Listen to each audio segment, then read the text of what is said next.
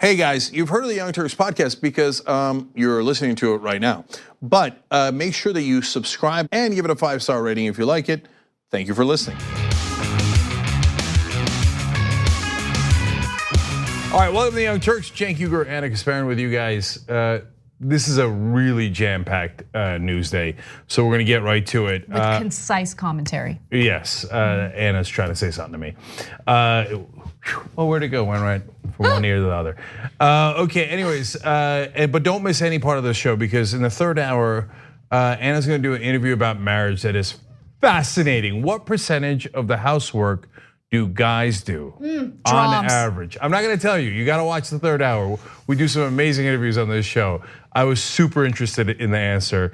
I think you might be as well. All right, Biden, Sanders, Trump, they're all here. Kamala Harris, they're all fighting. Let's get to it. Oh, actually me, let's go. Your candidate might be better on, I don't know, healthcare than Joe is. But you've got to look at who's gonna win this election. So that's the argument that Joe Biden's wife is making. Well, you know, my husband's pretty bad on the policies, which is a pretty startling admission, but at least he's more electable. Wrong, not more electable, but more details first for him, Anna. Exactly, so Jill Biden is making the argument that while her husband's policies might be subpar compared to some of the other candidates running, you should still vote for Biden. You should settle for less. In fact, I don't want to put words in her mouth. Let's hear her full argument. Take a look.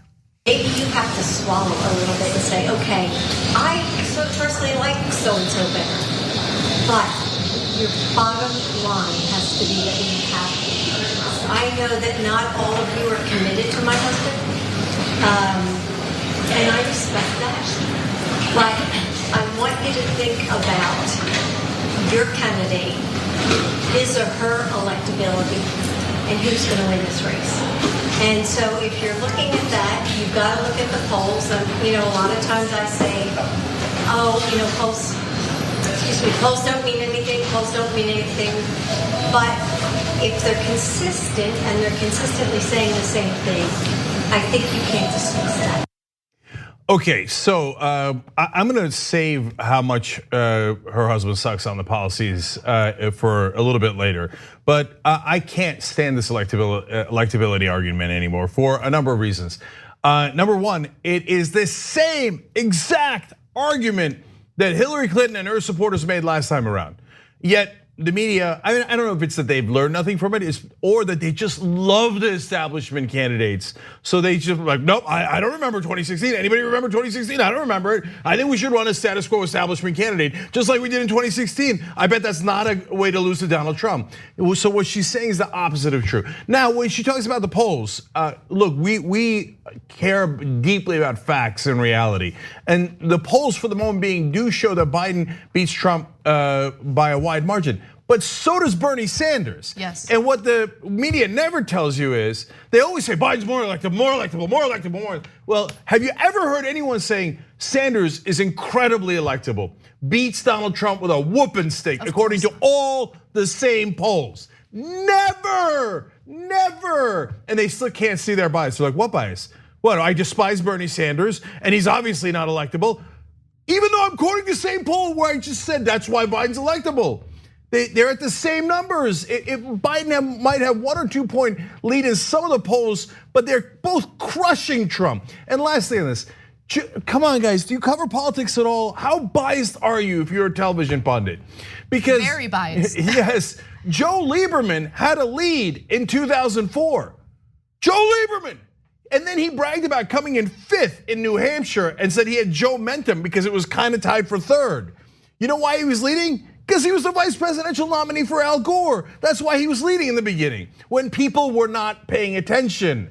So they're maddening in their bias. So I want to piggyback off of what you just said, the last thing you just said, which is they're not paying attention. So I always try to take myself out of the bubble that we're in and the bubble that politicos are in, and try to think about politics from the perspective of the average American who does something completely different for their work. Most Americans are not hyper-focused on what's going on with the Democratic primary at this moment. Are they paying some attention? Yes, but right now, a lot of the polling is dependent upon name recognition. And if you can remember, just yesterday, we showed you a Fox News poll that showed the Democratic frontrunners, every single one of them, right? So from Biden to Bernie to Warren, and I believe Kamala Harris was the fourth person on that list. And every single one of them would beat Donald Trump today if the general election were to take place today. So in response to Jill Biden's argument, sure, I mean, it makes sense to focus on candidates who have the best chance of beating Donald Trump, even if that means that you have to compromise on some of the policies that you care about. But at this point, we don't need to compromise. We have candidates who would absolutely beat Donald Trump if the election were to take place today. And more importantly, they have policies that do go along with our core values and what we care about. I want to build off that. Kamala Harris has now dropped to 5 points in the polling among the Democrats. So she has plummeted, lost 12 points according to the last poll that came out today. She still beats Donald Trump easily.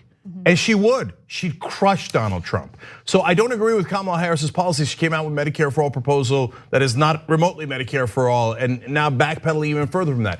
I'm telling you that so you see we're not biased. Kamala Harris would kick Donald Trump's ass easily. That all four of the top candidates would very, very likely win. The one that is the least electable is Joe Biden, because he's the exact mold of the one person who lost to Donald Trump. Donald Trump has literally never won at anything in his life.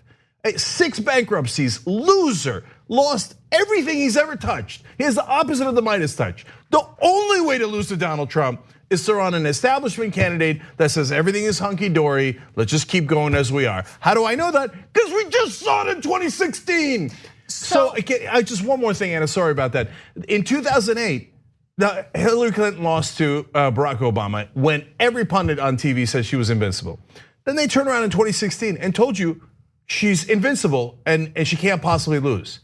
I'm just telling you, beware of television pundits. They're not telling you what reality is. They're telling you what they want. They want someone to keep the status quo going because they're all multimillionaires. That's why they're the most biased people in America. So I agree with you in that Biden seems to have a very similar losing strategy as Hillary Clinton. And remember, her strategy was all about, I'm not gonna give you something to vote for. I'm going to fearmonger about the possibility of Donald Trump winning, and you were gonna vote for me as a way of protesting Donald Trump, right? That didn't work. And one other thing was, I want to appeal to people in the middle, or I want to appeal to some on the right. And it's incredible because what you're about to hear from Jill Biden is the same policy, only this time it's coming from Biden. Take a look.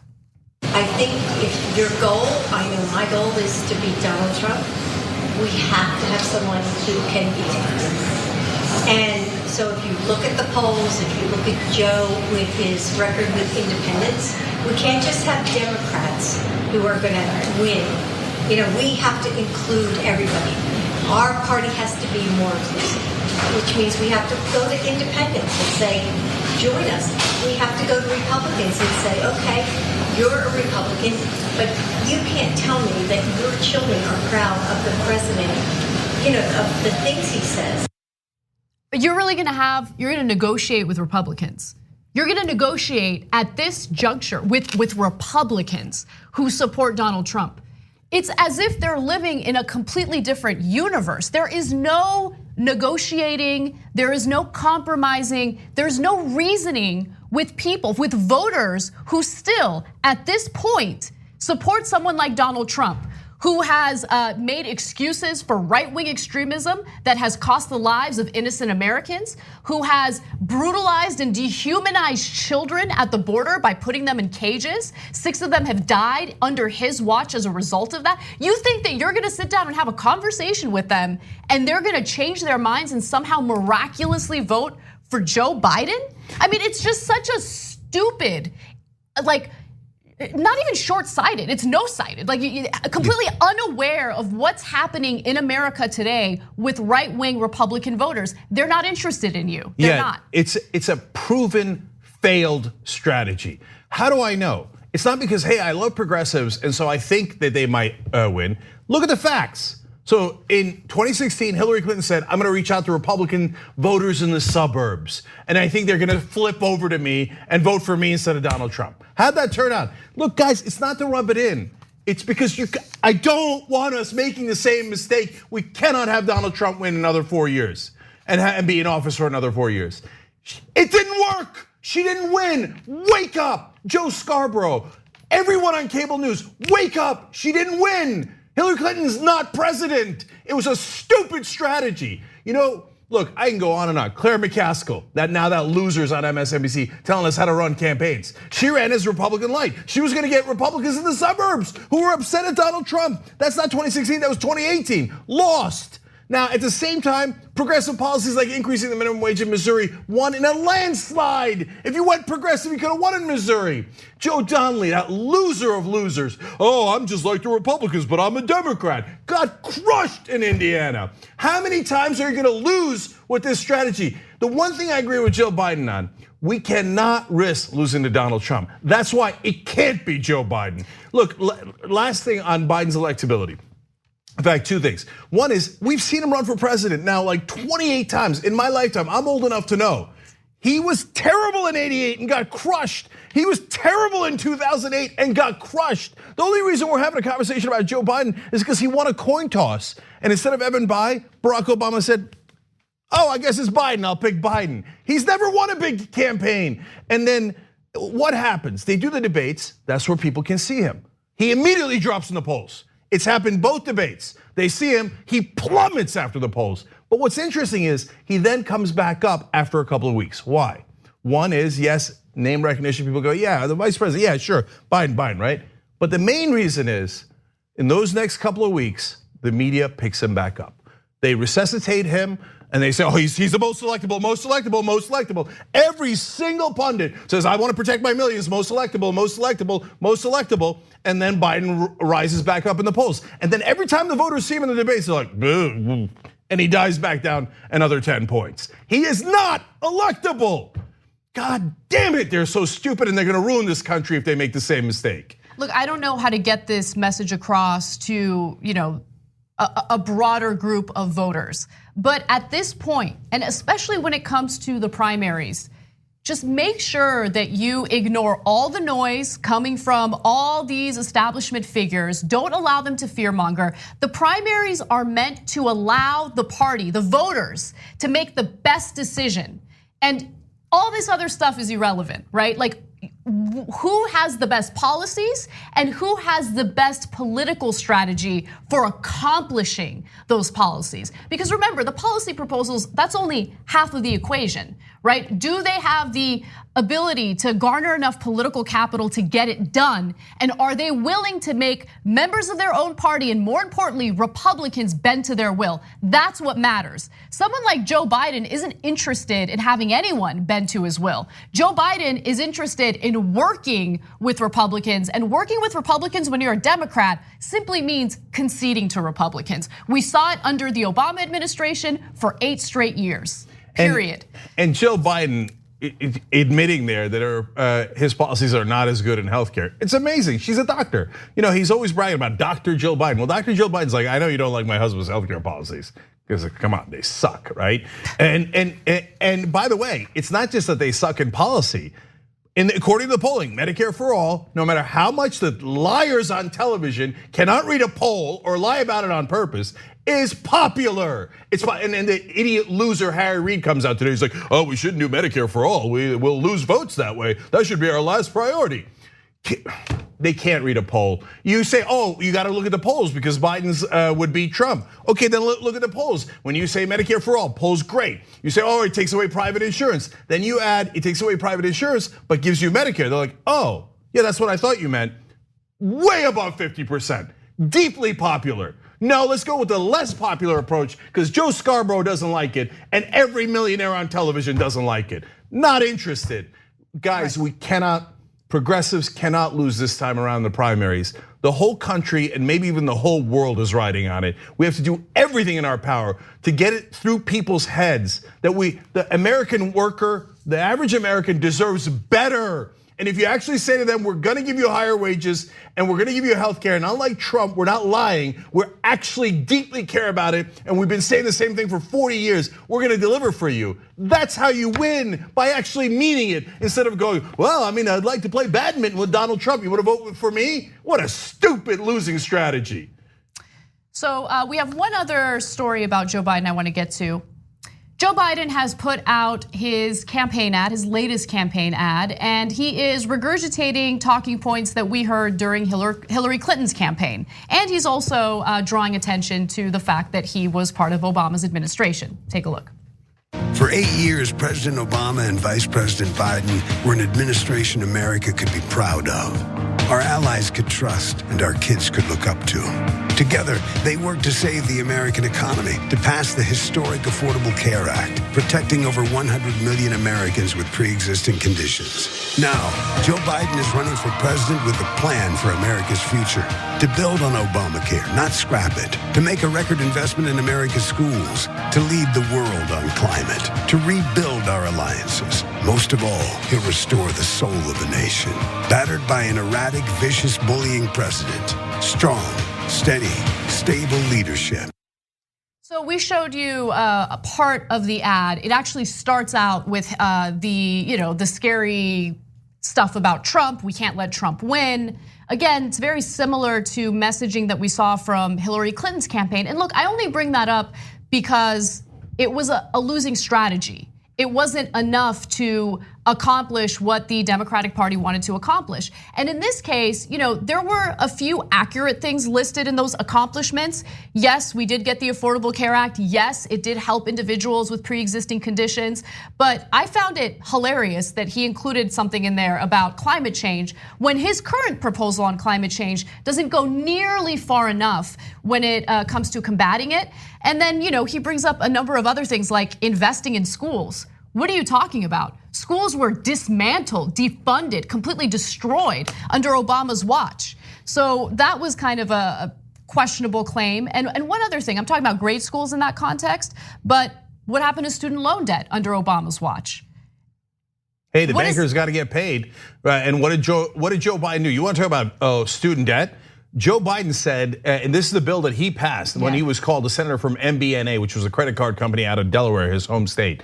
He said, you cannot ever get rid of your student debt. Donald Trump can get rid of all of his debt whenever he goes bankrupt, all the times that he goes bankrupt. The rich, the millionaires, the billionaires, they can get rid of any debt they like. But if you're a student, because of a Joe Biden-led bill, and this is not any exaggeration, and he continues to be proud of it, the credit card companies got him because he's part of the systemic corruption. They said, hey, boy, you pass this bill and make sure no student could ever get rid of their debt. He said, yes, sir, I'm the senator from MBNA. And he passed that bill. And now we're all stuck with trillions of dollars of student debt, thanks to Joe Biden. That's a fact. That's a fact. Yes, and not only is that a fact, he then turned around, and remember, only a few months ago, video goes viral where he is pointing a finger at millennials and saying that they're complaining too much. That, they have it tough. They're complaining about how they have it tough. Oh, please.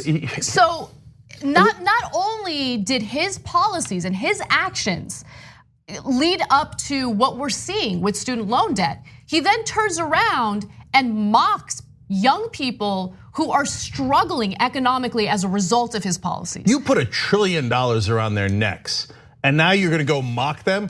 Elizabeth Warren makes a great point. She's like, when she went to college, you know what it cost her? $50.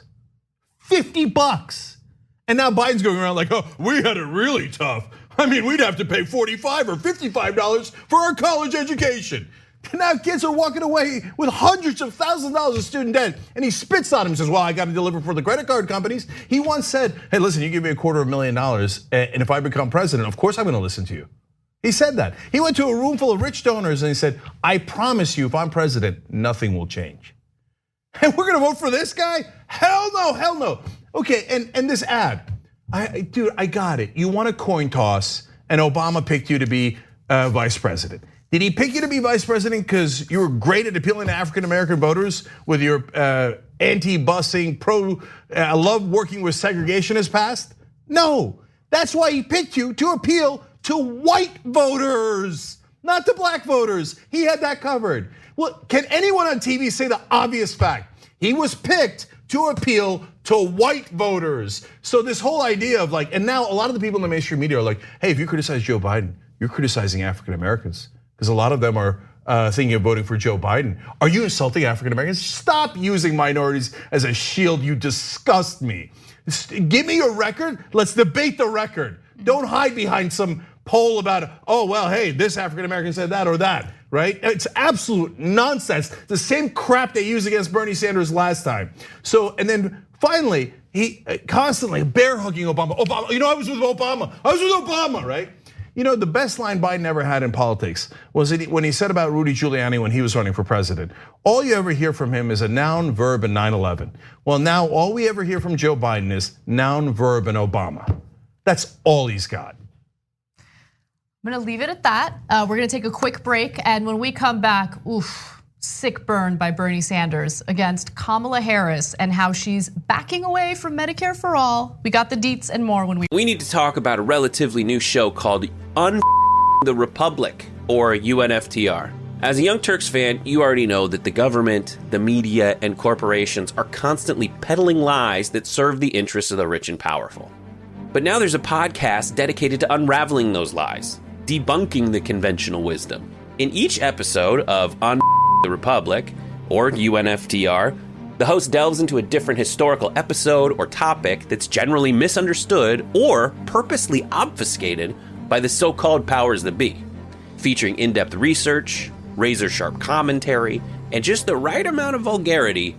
The UNFTR podcast takes a sledgehammer to what you thought you knew about some of the nation's most sacred historical cows. But don't just take my word for it. The New York Times described UNFTR as consistently compelling and educational, aiming to challenge conventional wisdom and upend the historical narratives that were taught in school. For as the great philosopher Yoda once put it, you must unlearn what you have learned. And that's true whether you're in Jedi training or you're uprooting and exposing all the propaganda and disinformation you've been fed over the course of your lifetime.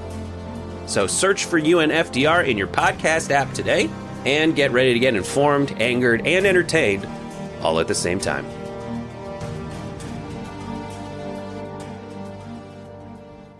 Return. All right, back on the Young Turks. A couple of comments for you guys as usual. Moving forward, writes in the member section, Biden leads in polls taking on landlines. Duh. So look, I think the bigger issue, landlines is an issue, but the bigger issue is, can you turn out your base? Can you turn out independent voters? Those two things, and Biden cannot. Biden and Hillary Clinton are gonna get maybe 1 to 2% extra at most from Republicans, but they're gonna give up 10 to 20% in their base, and they're gonna give up 10 to 20% among independents. Independents don't want the status quo, they want higher wages. So, but it does, look, I keep yelling at the mainstream media as if they're gonna care or listen. No, they can't see. They're so biased. They have these giant wall around them. Anyway, Rita Ann says, my Republican brother said he would have voted for Bernie had he been the nominee in 2016. I've only heard that a million times. I have to add to that a little bit, because here's the thing. If you want to persuade voters on the right to vote for a Democratic candidate, you actually don't need to concede on policy. You just need to find what unites all Americans, regardless of political ideology, and that is frustration with a rigged economic system. That is the reason why so many of these Trump voters would have voted for Bernie Sanders, because Bernie Sanders has been hyper-focused on this rigged economic system from the very beginning. I mean, you see tape dating back to decades ago where he has the same argument, and it resonates with everyone because we all know what it's like to try to make a living under this system. Anyway. I guarantee you, all you have to do is just only two things to run on, and if Warren and Sanders want to do it, either whoever does it will win. Higher wages and the corruption. Period. Easy, landslide, easy. Run strong on those two issues, but nobody knows goddamn politics. Anyway, that boy's Hell on Turlet says, remember the last time the DNC got behind the electable Democrat against an incompetent GOP incumbent? Hashtag President Kerry, hashtag, oh wait. Of course, they do the same stupid mistake. Hey, you know what? Why don't we go with Joe Biden and have his campaign manager be Bob Shrum? I'm sure it'll be great. He literally lost 28 elections, not literally, but close. 28 elections in a row. They're like, the next campaign manager should be Bob Shrum. He's gonna run right down the middle and get those Republicans in the suburbs. God damn it, man. How many times can you make the same mistake? All right, what's next? Kamala Harris has been incredibly confusing when it comes to the issue of Medicare for all. Does she support it? Is she against it? Would she get rid of private insurers? Now, some would argue that she's being intentionally misleading when it comes to where she really stands on the issue. But there is one place where she's pretty clear in her disregard for Medicare for all, and it's during fundraisers in the Hamptons. In fact, according to reports, speaking at a Hamptons fundraiser to corporate executives and one percenters, Harris explained that she has not been comfortable with the healthcare plan written by her 2020 competitor, Vermont Senator Bernie Sanders. Especially when trying to collect checks, she hasn't been comfortable with it. And in response to that, Bernie Sanders issued a sick burn and said the following via Twitter: "I don't go to the Hamptons to raise money from billionaires.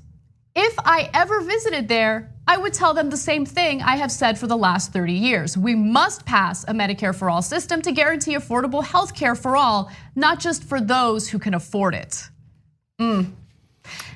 Now, look, I want to just give you guys all a reminder of how intentionally misleading Kamala Harris has been when it comes to this topic just during this election cycle.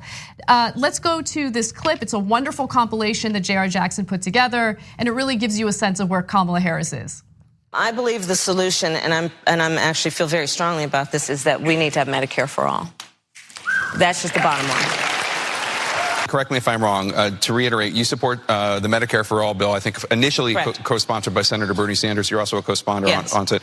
Listen, and let me just tell you where I am. Let's tell you where I am. All right. I support Medicare for all. It is my preferred. As a principle, you mean, not Bernie Sanders' bill? I support the bill. Okay. I support the bill. So for people out there who like their insurance, they don't get to keep it? Well, listen, the idea is that everyone gets access to medical care. You said on stage with me in January that when it comes to private insurance, quote, let's eliminate all of that, let's move on. Yes. But let's clear that. Which is it exactly? We were together. Yes. And you'll remember, and roll the tape, please. Yeah, we can roll the tape. Well, you support the Bernie Sanders bill, which essentially gets rid of insurance. I support Medicare for all. Who here would abolish their private health insurance in favor of a government-run plan? Yeah. All right. So once and for all, do you believe that private insurance should be eliminated in this country? No. You don't? No, I do not. But you raised your hand last night. But the question was, would you give up your private insurance? No, that wasn't the question. Okay, so look, this is the best show in America. If you want to follow politics, you follow this show. Who else shows you that compilation? Nice job, JR, our senior editor, in doing that. So you want to see her flip-flops nonstop? You come here, okay? TYT.com/join. Everybody else is gonna lie to you. Now, those are the facts. We just showed you her flip-flopping constantly. She's now gotten into a worse situation, which Anna's gonna explain to you in a second. But I'm done with Kamala Harris. So, look, man, we heard her out. We heard Kamala Harris version A, version B, version C, version D, version E. Does anybody know which version you're gonna get if you elect her president? I don't know. You don't know, nobody knows. It depends on who she's talking to and what she thinks they want to hear in the Hamptons next. So is she gonna do Medicare for all? Hell no, she's not. So no, I'm done with Kamala Harris. And so if she's the nominee, that's a different situation. But why should she be the nominee? She's not any more electable than anyone else. And she's apparently a fake progressive and a very standard politician. That's what stands out to me the most, right? Because just changing your message, going on a debate stage, raising your hand when it comes to doing away with private insurance, and then immediately afterwards going on cable news and changing your story.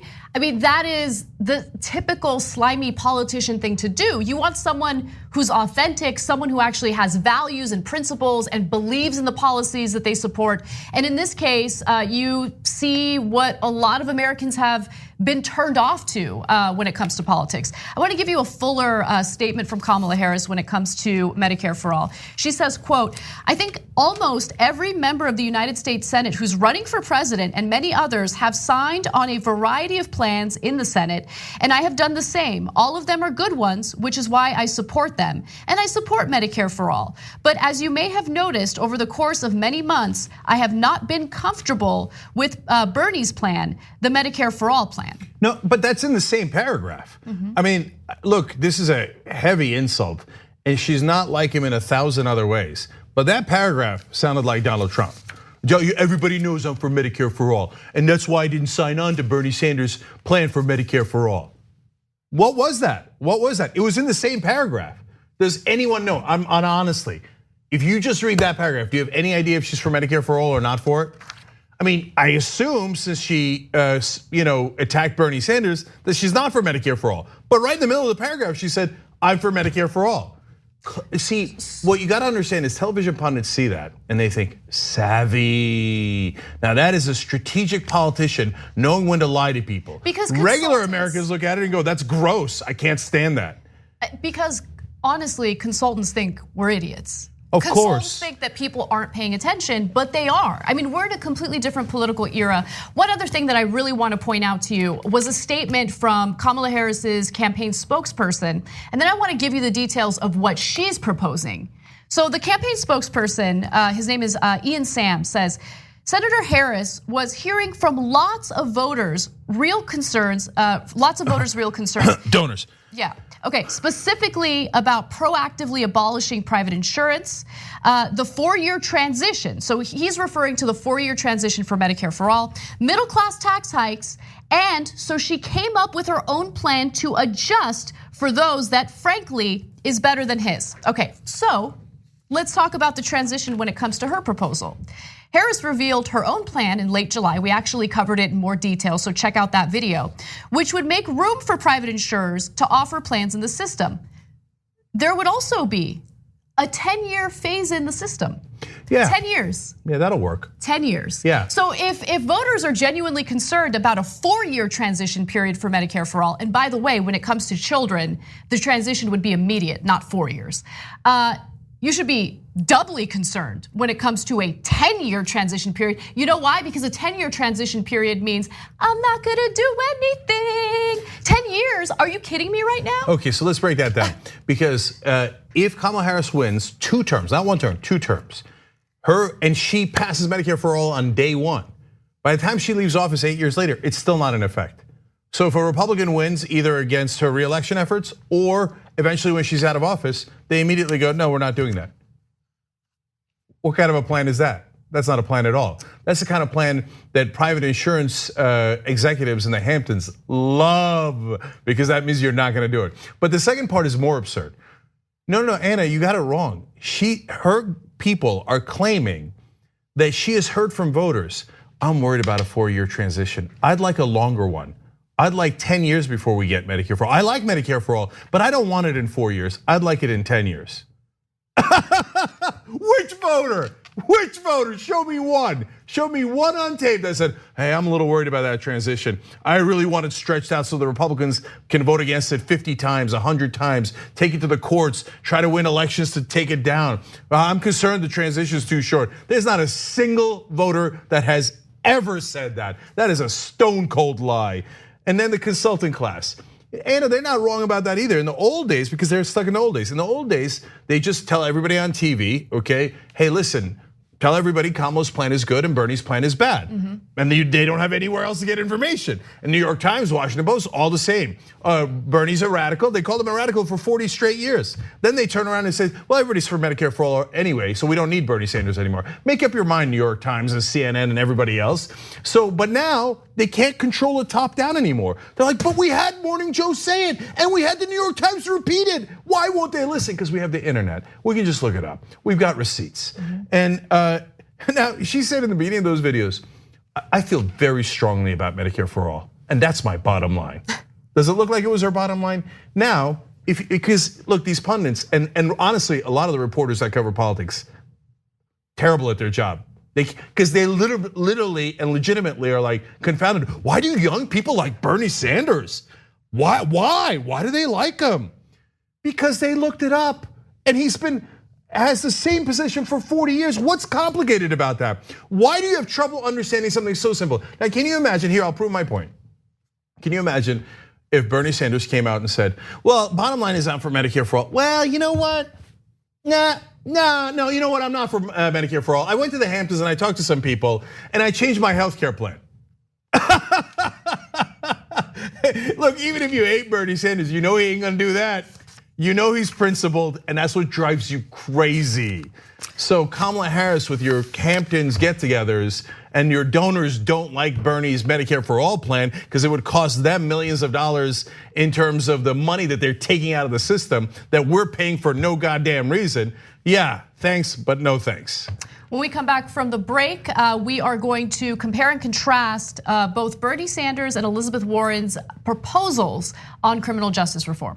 At TYT, we frequently talk about all the ways that big tech companies are taking control of our online lives, constantly monitoring us and storing and selling our data. But that doesn't mean we have to let them. It's possible to stay anonymous online and hide your data from the prying eyes of big tech. And one of the best ways is with ExpressVPN. ExpressVPN hides your IP address, making your activity more difficult to trace and sell to advertisers. ExpressVPN also encrypts 100% of your network data to protect you from eavesdroppers and cyber criminals. And it's also easy to install. A single mouse click protects all your devices. But listen, guys, this is important. ExpressVPN is rated #1 by CNET and Wired magazine. So take back control of your life online and secure your data with a top VPN solution available, ExpressVPN. And if you go to expressvpn.com/TYT, you can get 3 extra months for free with this exclusive link just for TYT fans. That's expressvpn.com/TYT.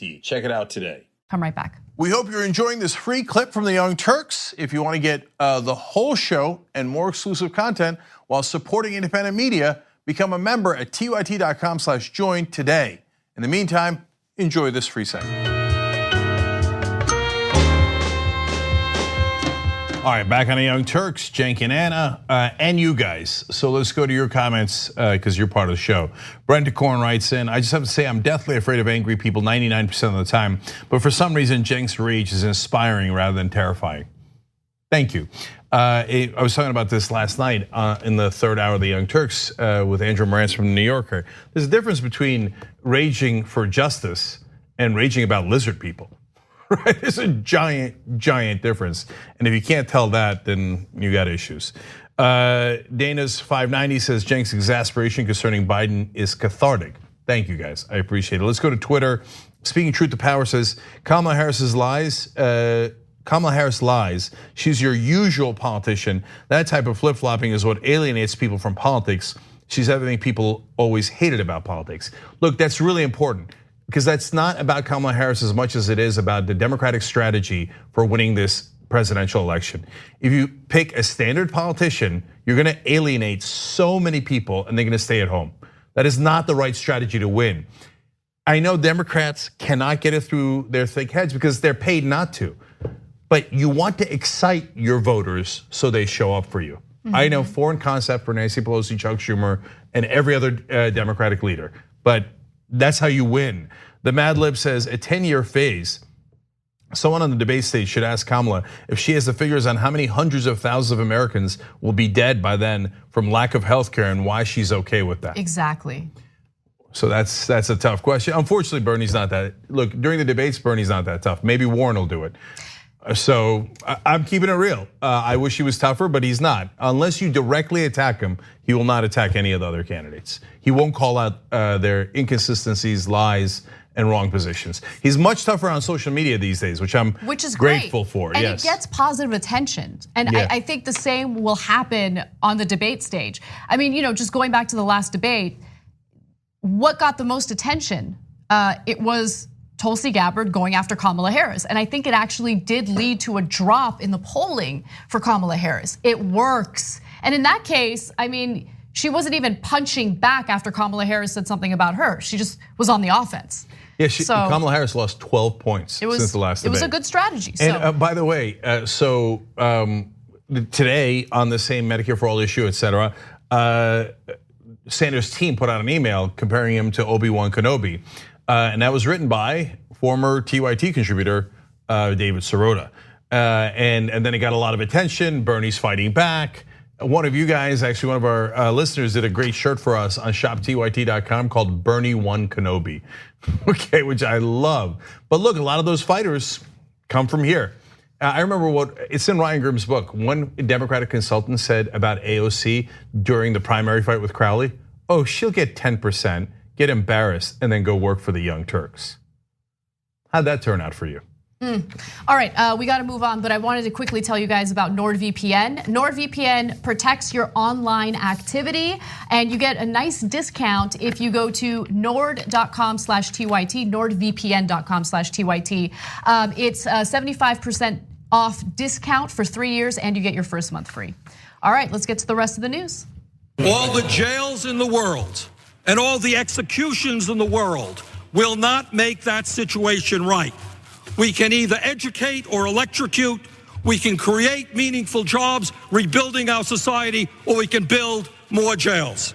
One of my favorite things about Bernie Sanders is that he has receipts. He has been railing against criminal justice and the two-tier justice system we have in the country. That was him in 1994, speaking out against the crime bill. And he has proposed his version of criminal justice reform this week. Elizabeth Warren also did. And so we're gonna do a deep dive into their proposals. I wanna start off with Bernie Sanders. He released his proposal yesterday. And according to his campaign website, when Bernie is president, we will finally make the deep and structural investments to rebuild the communities that mass incarceration continues to decimate. We must move away from an overly punitive approach to public safety and start focusing on how to safeguard our communities, prevent the conditions that led to arrests, and rehabilitate people who have made mistakes. So let's go through the bullet points. And I just want to be clear in saying that both proposals are sweeping, comprehensive. You could literally do a 3-hour show on these proposals. But I'm gonna give you bullet points and elaborate as much as I can. So one thing he would like to do, and I love this, is ban for-profit prisons. Boom. Yes. You gotta go, right? So period. There should not be any type of profit model when it comes to incarcerating people. This has led to mass incarceration, and I love the fact that he would do away with them. He also wants to make things like prison phone calls and other communications such as video chats free of charge. Many of these prisons will either work with third-party companies, or if it's a private prison, there's a monetary incentive to charge the inmates when they want to make phone calls to their family members. In this case, Bernie Sanders would make the calls free. Can I just say, that might sound like a minor issue to you guys, but that's because you don't have a family member in prison. Some of the prisons make the inmates work, and you know what they pay them? $1 for a whole day of work. Not per hour, which would already be outrageous, for a whole day of work. And then when they go to make a phone call, it's $1 per minute. So you can't ever talk to a loved one. That's the crime. The way that they are ripping off all the most powerless people in the country and then how do they get in prison? Some of them deserved it, some of them for smoking pot. This is a racket, and they're gonna end the racket, both Sanders and Warren. He also would like to audit the practices of commissaries and use regulatory authority to end price gouging and exorbitant fees. So when I say that these proposals are sweeping, I mean it. I mean, he's talking about the way inmates are treated. He has proposals to do away with the mass incarceration this country's been dealing with for decades now. He focuses on police and how police should not be the first responders when there's someone suffering from some sort of mental health issue. It's just so comprehensive and so wonderful to see someone who has thought through these issues in a smart way. Real quick on that, I had a guest on the show that talked about that recently. Look, you start sending cops after people, and what do we teach the cops? We teach the cops, get the situation under control, use overwhelming force, etc. But people called because they said, my family member is sick, and he's schizophrenic or he has an issue.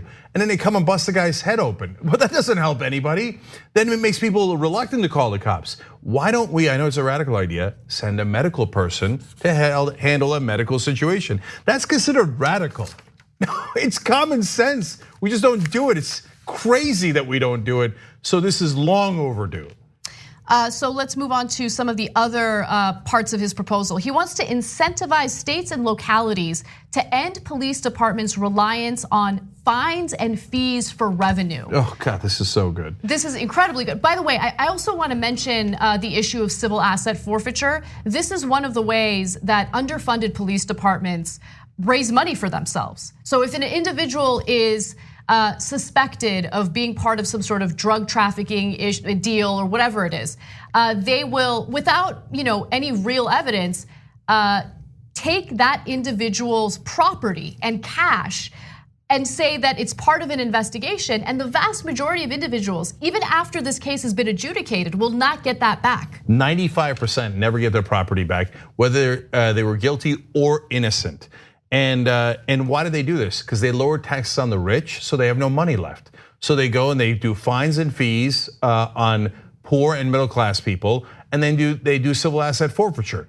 So it's a way of saying, well, let's redistribute the wealth and take everything from the people who don't have it because we already gave tax cuts for the rich. Imagine ending all that injustice. That would be amazing. Now, one of the issues with our current justice system is that there is a profit motive when it comes to some of these prisons. And I just want to note that there's something kind of missing from the conversation, and it has to do with prison guards and the unions that represent them. So yes, for-profit prisons should be the #1 priority. We need to get rid of them. But when it comes to publicly run prisons, there's also an issue with the unions representing those prison workers pushing for tough on crime legislation. So we need to find a way to mitigate that as well. And to be fair, that conversation is missing from both proposals. But with that said, they are incredible and definitely sweeping proposals.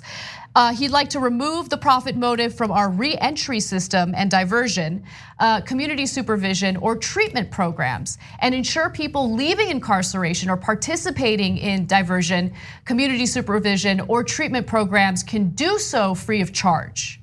Actually trying to help people. I know it's a radical idea. Joe Biden would say, why not crush them? Joe Biden bragged that in that 94 crime bill that you saw in the beginning, Bernie Sanders railing against, that it would give, the 91 bill originally, Biden said it would give everyone death sentences except for jaywalkers. There was, I think, 61 counts that would give the death penalty in Biden's 91 bill, and then the 94 crime bill passed. He'd like to ensure accountability, strict guidelines, and independent oversight for all federal funds used by police departments and federal programs that provide military equipment to local police forces. So, he brought up the issue of militarized police forces. I love that he did that. It's a real issue. I mean, there's no reason why a police department needs military grade weaponry when it comes to policing their community. Let's go to the rest of it. He also wants to create a federally managed database of police use of deadly force. God forbid you should ever investigate anything. So he's gonna say, look, let's at least look at it, see if it's a real problem or not. And of course, Republicans are like, no, don't look at the information, that would be terrible. Provide grants for states and cities to establish civilian oversight agencies with enforceable accountability mechanisms. So he wants real systemic change when it comes to holding police departments accountable with real civilian input, which is important. Also establish federal standards for the use of body cameras, including establishing third-party agencies to oversee the storage and release of police videos. That's also important. Far too often, there's video, body cam video missing. The cop did not turn the body camera on or turned it off right before there was some sort of altercation with a suspect. So I love this, and his language, to be fair, is a little clearer when it comes to body cameras. I think he goes further because he would make it mandatory for all cops to use body cameras. In Elizabeth Warren's plan, she wants to expand the program. So add more funding to it, expand it. But based on the language in her post about it, it doesn't seem like it would be mandatory. Yeah, look, they're both wonderful plans. And I actually think we still haven't gotten to the best parts. But Bernie does go a little further on a couple of issues. And to expand on that, look, the problem with local cops and local prosecutors judging themselves is they all work together every day. So it's like saying, okay, tell me if Anna did something wrong. Well, I mean, I'm friends with Anna. I work with her every day. No, if there's a charge that happened, it should be removed to a federal authority that is not working with them daily. Whether it's the tapes or it's the prosecutors, the investigation, the database, makes perfect sense. He'd also like to mandate criminal liability for civil rights violations resulting from police misconduct, and also ban the use of facial recognition software for policing. I love that. There's also new technology that would use algorithms to determine whether or not someone is likely to commit a crime. And he even mentions that in his proposal and mitigating the negative impact of that type of technology. So he is very clear about that. Now, when it comes to police, he also mentions, look, police are overstressed, overloaded, overworked. And part of the reason why is because there are municipalities that are relying on local police to deal with mental health issues, with all sorts of issues that they're not trained for, that isn't even appropriate given their job titles. So what he wants to do is create a system in which you have the appropriate first responders who would respond to someone who might be having some sort of mental health condition or issue at that moment.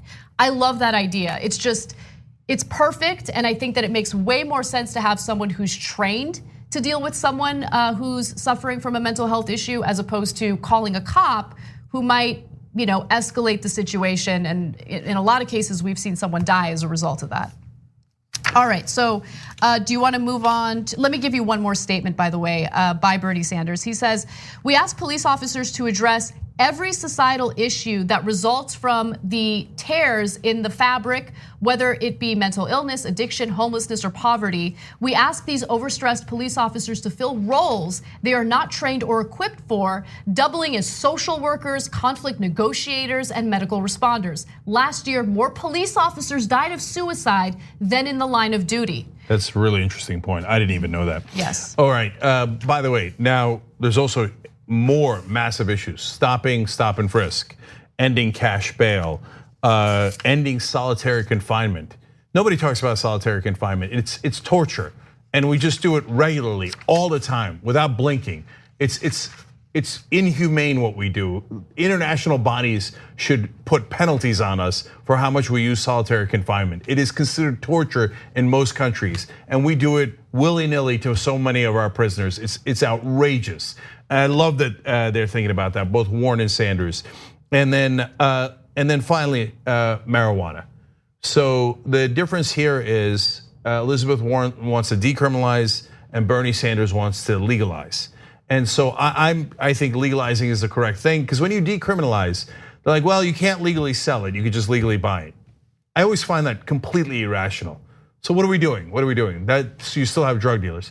Don't get me wrong, decriminalizing is a billion times better than what we have now, where we have the Gestapo going around and the millions of people we've imprisoned for drug possession in this country, which is just based on marijuana. It's an absolute outrage. So Warren's plan is terrific, a million times better than what we have now and what others are proposing.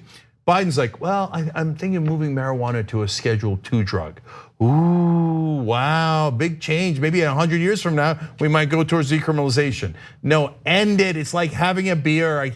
We're still having this conversation. Look, guys, if all you cared about was winning, 65% of Americans want to legalize marijuana. 65%. If you live in a democracy, it's not complicated politics. So the stupid old Democratic establishment way of thinking is you don't want to go soft on crime. You want to show Republicans you could break backs and be totally unfair and unjust to people as well, especially minorities. And then Biden will go brag about his poll numbers with African Americans, right? No, the reality is Americans are sick of this. It's both the right thing to do policy-wise, and it's also good politics. So look, their policies for the most part are very similar. There are minor differences.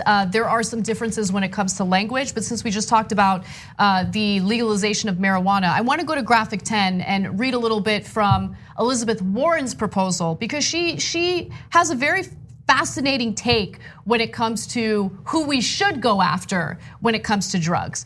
I've proposed a new criminal negligence standard for executives of corporations with more than $1 billion in annual revenue when their company is found guilty of a crime or their negligence causes severe harm to American families. Instead of locking up people for nonviolent marijuana crimes, I've proposed putting pharmaceutical executives on the hook to report suspicious orders for controlled substances that damage the lives of millions. So when it comes to the opioid epidemic, one of the issues was that there were these middlemen who would order, large quantities of the drugs, and then they would go ahead and ship those drugs to super questionable, shady pharmacies that would, give the drugs to people who should not be using them or taking them. And so I like the fact that she wants to hold these executives accountable for these types of actions. I absolutely love that. So look, I'll give you a sense of context, right?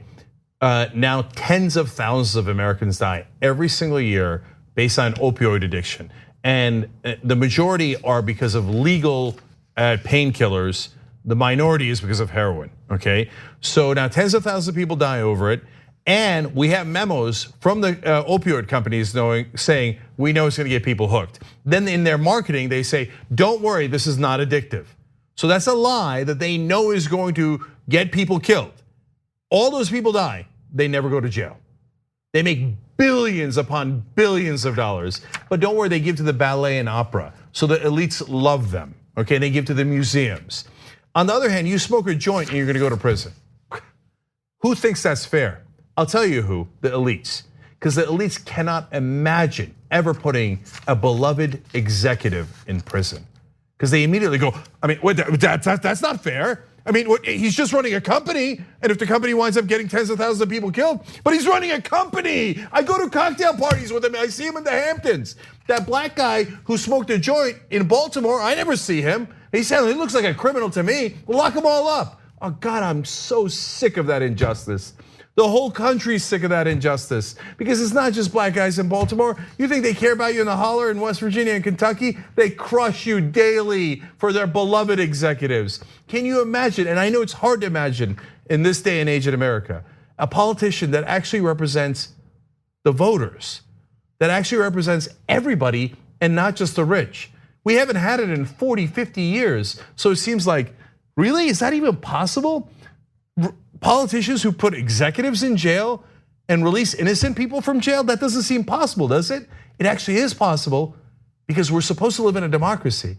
Now, I know that in the past, the donor money has controlled everything, but in a presidential election, there's so much free media, you actually can get past the donor money. Guys, it's up to you. You vote for a progressive who's gonna seek justice and you'll get justice. If you get scared, and you vote for Biden or you vote for a corporate Democrat, first of all, they're more likely to lose. And second of all, you're never ever gonna get justice. It'll be the same guys still crushing you daily, no matter where you live in America. Let's actually go after the real villains and actually free Americans. Aren't we supposed to be for liberty? Let's vote for Warren or Sanders to actually get liberty for America. So I highly recommend that you check out both proposals. Elizabeth Warren has been releasing her proposals on Medium, and Bernie Sanders proposed his legislation and his reforms on his website, that's berniesanders.com. And we'll put the links down below if you're watching this later on YouTube and Facebook. Get the information for yourselves. Whatever you do, don't listen to television pundits telling you who's more electable. Actually find out the real truth. We gotta take a quick break, we'll be right back. Thanks for listening to the full episode of the Young Turks. Support our work, listen ad-free, access members-only bonus content, and more by subscribing to Apple Podcasts at apple.co/TYT. I'm your host, Cenk, and I'll see you soon.